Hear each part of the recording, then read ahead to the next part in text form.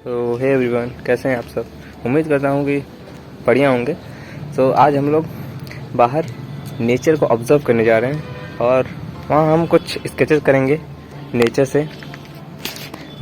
Sketches करना बहुत important होता है, तो इसलिए आज हम नेचर से कुछ स्केचेस करने जा रहे हैं। हम पहुँच चुके हैं अपने डेस्टिनेशन पे। तो यहाँ पे हम लोग स्केचिंग करने वाले हैं। ये जगह है जहाँ पे हम कुछ स्केचेस करेंगे और फिर इसके बाद हम थोड़ा आगे जाएंगे और वहाँ पे भी कुछ स्केचेस करेंगे। तो मैंने सोचा है इस पेड़ को ड्रॉ करने का। तो हम देख सकते हैं नेचर कितना खूबसूरत होता है। हमें नेचर बहुत कुछ सिखाता है, तो इसलिए हमें नेचर को स्टडी करते रहना चाहिए। सो हे एवरीवन, यहाँ मैं अपने घर पे बैठा हुआ था बाहर में, और मैंने बाहर नेचर को देखा। नेचर में मैंने कुछ पेड़ पौधे पत्तियों को देखा और मुझे एक चीज़ रियलाइज़ हुई कि ये नेचर कितना खूबसूरत होता है। इस नेचर ने हर एक चीज़ को कितनी बारीकी से बनाया है और उसमें कितने ज़्यादा वेरिएशंस हैं। नेचर से बनी हुई चीज़ों में कितनी ज़्यादा वेरिएशंस है। हम एक पत्ती को देख रहे हैं, हर एक पत्ती, एक पेड़ का हर एक पत्ती अलग है, उसका हर एक शेप अलग है, कितना ज़्यादा वेरिएशन है। और अगर मैन मेड चीज़ों को देखा जाए तो मैन मेड चीज़ों में उतना ज़्यादा वेरिएशंस नहीं है। जैसे बिल्डिंग्स हैं, तो बिल्डिंग्स में उतनी वेरिएशंस नहीं है, और जो नेचर से बनी हुई चीज़ें हैं हर एक प्लेस में उसमें वेरिएशंस है। तो नेचर कितना ज़्यादा कॉम्प्लिकेटेड है, और नेचर कॉम्प्लिकेटेड होने के साथ खूबसूरत भी है। सो इसलिए हमें नेचर को ऑब्ज़र्व करना चाहिए। तो मैंने सोचा कि चलते हैं आज नेचर को ऑब्ज़र्व करते हैं। तो मैं यहाँ आया हूँ, कुछ पेड़ों को, नेचर में आया हूँ, पेड़ों को ड्रॉ कर रहा हूँ, उनकी स्केचिंग कर रहा हूँ। देख सकते हैं अभी मैंने रैंडमली एक पेड़ लिया है और इस पेड़ को मैं ड्रॉ कर रहा हूँ। सिंपल लाइन से स्टार्ट किया मैंने, सिंपल लाइन से। और मेरा ये अप्रोच है कि मैं किसी भी चीज़ को सिंपल करता हूँ, पहले कॉम्प्लिकेटेड नहीं, सिंपल करता हूँ, उसके बाद उसे ड्रॉ करता हूँ। तो अभी मैंने सिंपल किया, पेंसिल से उसकी आउटलाइन बनाई, चेकिंग किया, और उसके बाद फिर मैं इसमें रफली हैचिंग्स ऐड कर रहा हूँ, जो लाइट वैल्यूज़ हैं उसको ऐड कर रहा हूँ। यहाँ पर मेरा गोल नहीं है, इंटेंशन नहीं है कि मैं इसे एकदम डिटेल बनाऊँ। मेरा ये इंटेंशन है कि मैं कितना ज़्यादा अच्छे तरीके से इसे, जो फंडामेंटल्स हैं, इसके जो वैल्यूज़ हैं, उसको उतार सकूं। और पूरा डिटेल में नहीं, मैं यहाँ एक्सपेरिमेंटेशन कर रहा हूँ। और एक्सपेरिमेंटेशन करते समय हम ये नहीं सोचते क्या गलत हो रहा है, हम बस हाँ देखते हैं गलत हो रहा है, लेकिन पूरा एकदम डिटेल में उतना नहीं उसमें चले जाते कि हाँ ये हमारा गलत हो रहा है, अब क्या करेंगे, कैसे होगा, ये स्ट्रेस ले लेते हैं ना।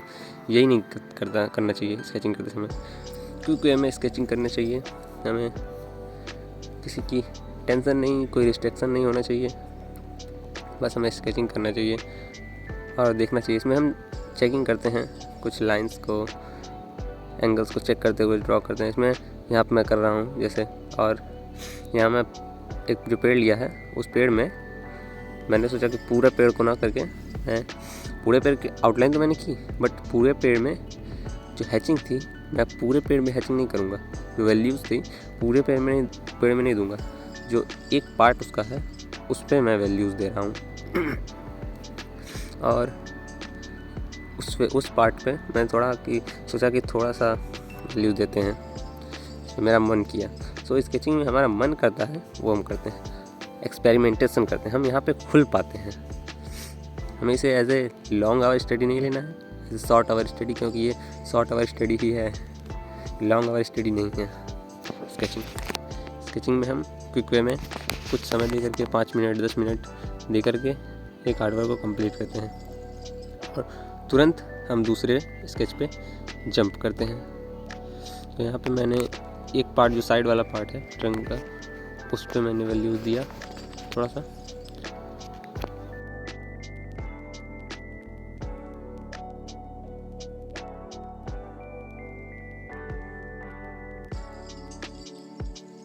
सो अगेन मैं यहाँ पे उसके बाद दूसरे रेफरेंस में मैं जंप किया।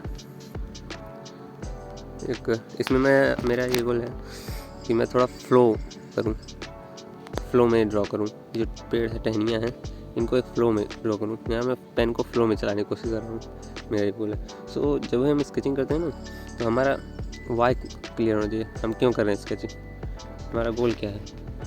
कि कभी हम लाइंस की स्टडी करने के लिए स्केचिंग करते हैं, कभी हम वैल्यूज़ की स्टडी करने के लिए स्केचिंग करते हैं, कभी हम पेन की हैचिंग के लिए स्केचिंग करते हैं।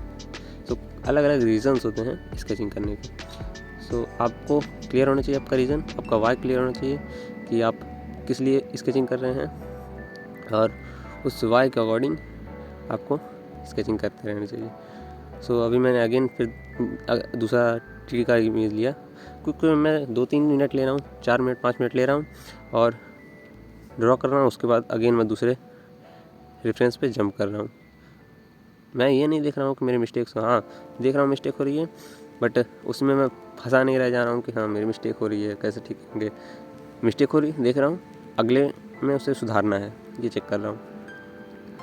अब अगली बार जब मैं ड्राइंग करूँगा ये वाला, तो इसमें मुझे वो मिस्टेक नहीं करनी है, उसमें मिस्टेक को सुधारना है।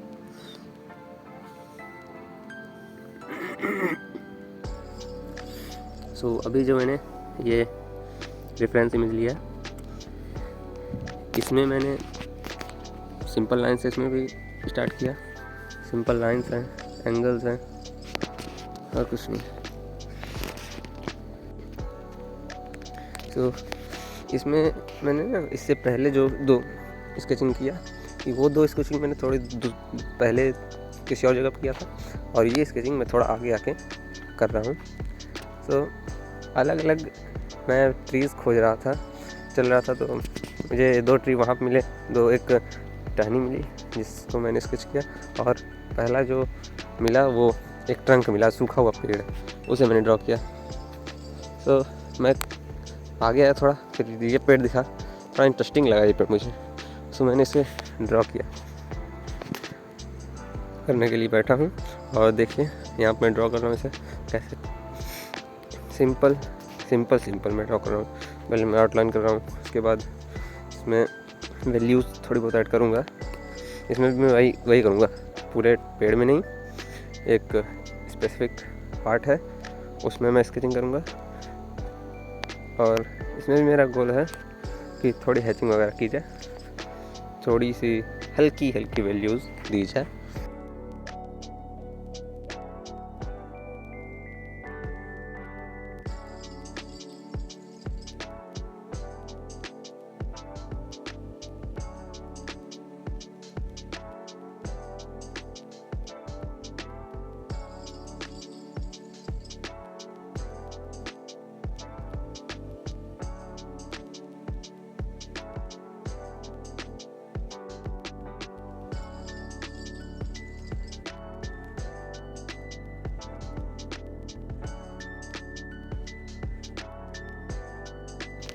ये मैंने कुछ पार्ट में यहाँ पे स्केचिंग कर लिया, और ऊपर के पार्ट में मैंने हल्की वैल्यूज़ दिया, और उसके बाद सेकंड वैल्यू दिया जिसमें हम थोड़े लाइट्स एंड डार्क सेट्स को हाईलाइट कर रहे हैं। मैं एकदम पूरा वैल्यूज़ को क्लियरिटी नहीं, बट उसमें मैं थोड़ी वैल्यूज़ जैसे जो डार्कनेस है और लाइटनेस है उनको मैं ऑब्जर्व कर रहा हूँ। शैडो शेप्स को ऑब्जर्व कर रहा हूँ कि कहाँ पे शैडो पड़ रही है, और उसके अकॉर्डिंग वैल्यूज़ देने की कोशिश कर रहा हूँ।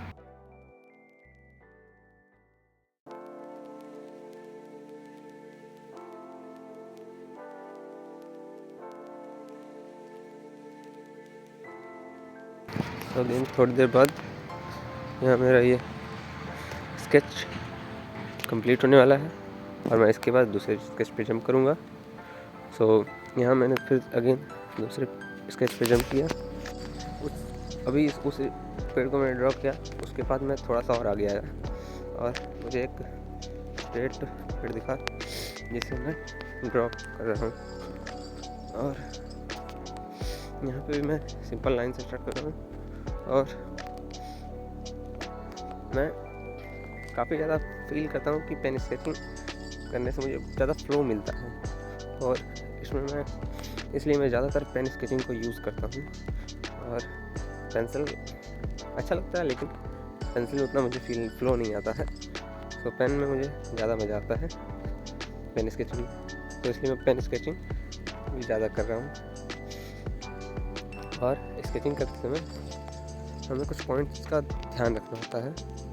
फर्स्ट है कि जब हम स्केचिंग करें तो हम एक स्पेसिफिक सब्जेक्ट चुनें और उस स्पेसिफिक सब्जेक्ट का अलग अलग एंगल से स्केच करें। जैसे अभी मैं पेड़ का स्केचिंग कर रहा हूँ, पेड़ का सब्जेक्ट लिया, तो मैं प्रॉपर वे में पेड़ को ही स्केचिंग कर रहा हूँ, अलग अलग एंगल से अलग अलग पेड़ को लेकर के।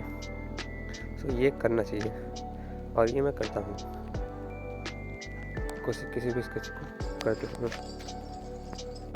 सेकंड टिप ये है कि कई लोग सोचते हैं कि स्केचिंग हम करते हैं तो स्केचिंग में हम ड्राइंग कर रहे हैं। नहीं, स्केचिंग ड्राइंग नहीं है, स्केचिंग अलग है, ड्राइंग अलग है। कई लोग इसका मीनिंग एक ले लेते हैं कि स्केचिंग और ड्राइंग में कोई अंतर नहीं होता है। स्केचिंग जब हम करते हैं तब हम शॉर्ट आवर स्टडी करते रहते हैं। शॉर्ट आवर स्टडी में हम ये करते हैं कि कुछ टाइम दे करके हम ड्रॉ करते हैं, ड्राइंग करते हैं।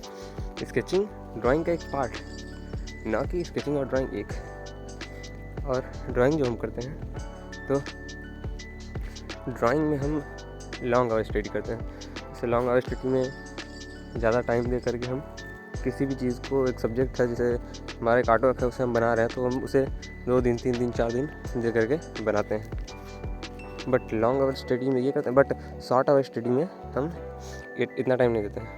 क्विक वे में कुछ समय, यानी जैसे 5 मिनट 10 मिनट और आधा घंटा दे करके हम शॉर्ट आवर स्टडी में क्विक वे में स्केचिंग करते हैं। तो इसे हम शॉर्ट आवर स्टडी करते हैं। लॉन्ग आवर स्टडी अलग है, शॉर्ट आवर स्टडी अलग है। लॉन्ग आवर स्टडी ड्राइंग में करते हैं और शॉर्ट आवर स्टडी में स्केचिंग करते हैं।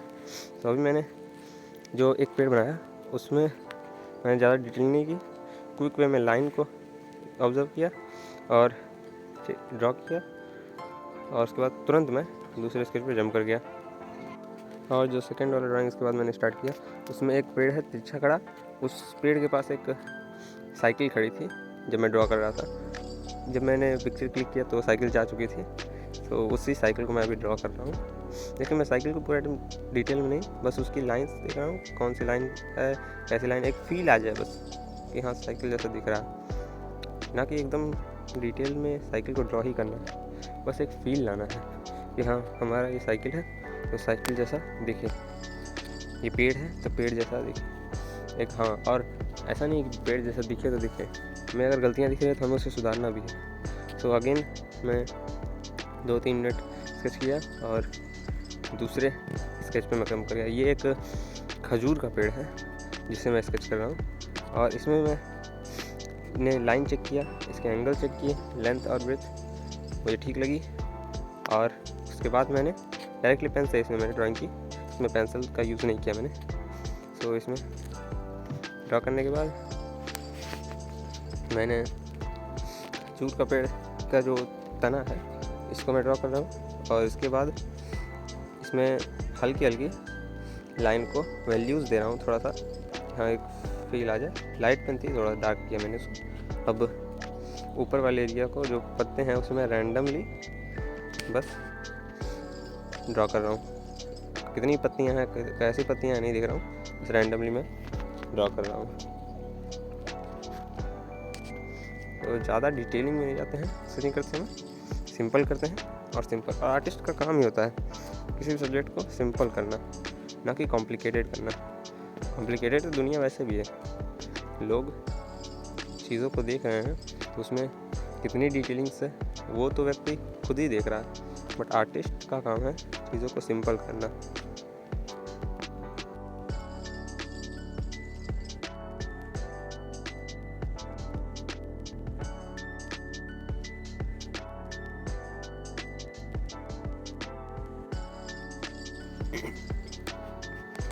तो अभी ये जो आप देख रहे हैं ये लास्ट पेड़ है जिसे मैं ड्रॉ कर रहा हूँ। तो इसके बाद मैं चलूँगा अपने घर।